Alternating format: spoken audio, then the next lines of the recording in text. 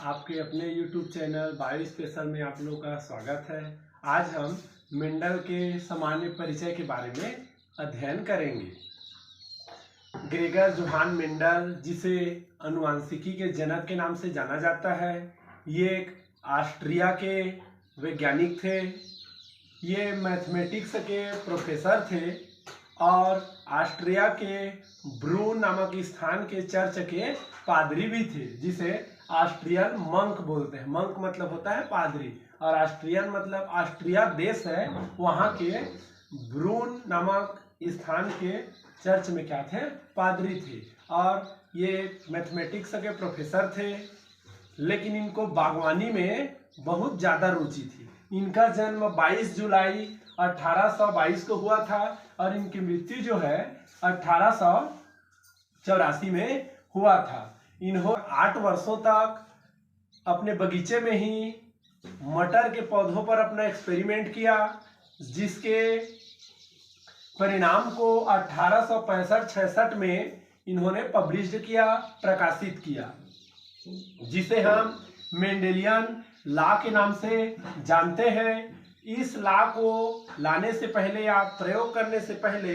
ये जो है यूरोप टूर पर गए थे, और यूरोप टूर पर जब गए थे तब वहां से उन्होंने मटर की 64 वेराइटी को कलेक्ट करके लाया था और उसके 22 वेराइटी पर एक्सपेरिमेंट किया था। और इसी एक्सपेरिमेंट के रिकॉर्ड को इन्होंने सांख्यिकी भाषा में लिपिबद्ध किया था और उनको पूरी दुनिया के सामने 1865 से लेके 66 के बीच में पब्लिश किया था। लेकिन इत्तेफाक से उनके जीवन काल में उनको कोई विशेष दर्जा नहीं मिला, क्योंकि इसका मुख्य कारण था जो डार्विन का प्राकृतिक चयन है, नेचुरल सिलेक्शन डार्विन का उसी समय आया था, और उस समय के जितने भी जीव वैज्ञानिक थे उनका ध्यान विकासवाद जो डार्विन ने नेचुरल सिलेक्शन दिया था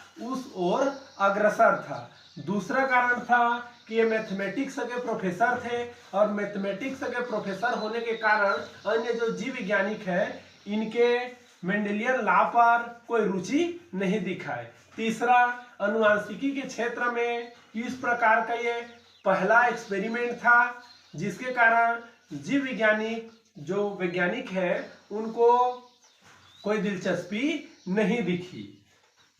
अब आगे देखते हैं हम लोग।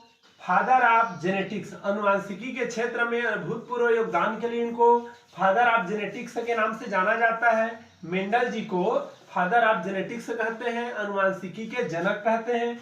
और एक और महत्वपूर्ण बात, जेनेटिक्स शब्द का सर्वप्रथम प्रयोग 1905 में बैटसन ने किया था। फादर ऑफ मॉडर्न जेनेटिक्स, आधुनिक जो जेनेटिक्स है इनके जनक बैटसन को कहते हैं। और फादर ऑफ एक्सपेरिमेंटल जेनेटिक्स, जो एक्सपेरिमेंटल जेनेटिक्स है इनके फादर TH मॉर्गन को कहते हैं, थॉमस हंट मॉर्गन को कहा जाता है। इसके पश्चात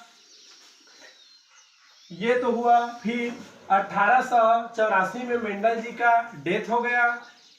इसके 35 वर्षों तक इससे आगे आनुवंशिकी के क्षेत्र में कोई विशेष कार्य नहीं हो पाया। फिर 1900 में 3 अलग अलग देशों के वैज्ञानिक, हॉलैंड के वैज्ञानिक ह्यूगो डी व्रीज, जर्मनी के वैज्ञानिक कार्ल लॉरेंस और ऑस्ट्रिया के वैज्ञानिक इरिक वान शेरमार्क थे, जो 1900 में मेंडल के नियमों को पूरी दुनिया के सामने लाए और बताया कि मेंडल ने जो नियम दिया था वो बिल्कुल सही था, क्योंकि ये सभी वैज्ञानिक अलग अलग देशों में कार्य कर रहे थे और मेंडल के नियमों को ही उन्होंने क्या किया, प्राप्त किया।